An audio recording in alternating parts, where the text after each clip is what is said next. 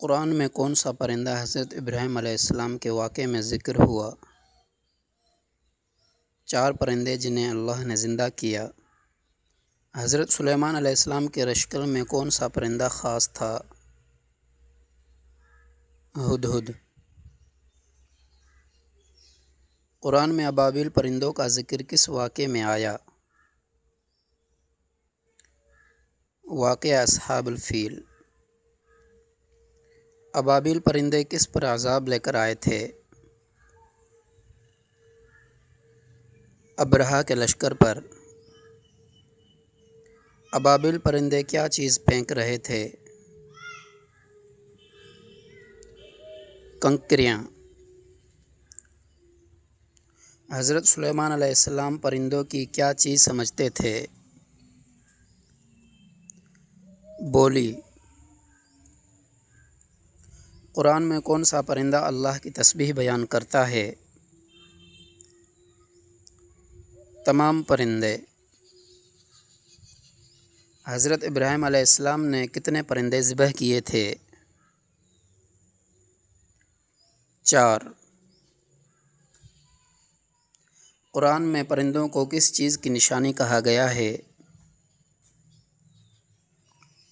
اللہ کی قدرت۔ کون سے نبی پرندوں سے بات کرتے تھے؟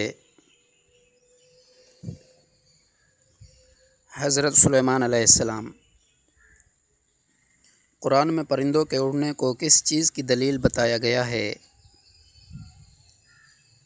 اللہ کی قدرت کی۔ کون سا پرندہ حضرت سلیمان علیہ السلام کی مجلس سے غائب تھا؟ ہدہد پرندہ۔ ہدہد نے کس ملکہ کا ذکر کیا؟ ملکہ سبا کا۔ قرآن میں پرندے کس کے حکم سے اڑتے ہیں؟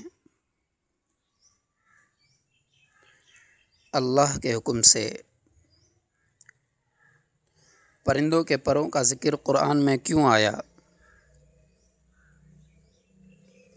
اللہ کی نشانی کے طور پر۔ حضرت سلیمان علیہ السلام کے لشکر میں کون کون شامل تھا؟ انسان، جنات اور پرندے۔ پرندے اللہ کی کون سی صفت بیان کرتے ہیں؟ اللہ کی قدرت۔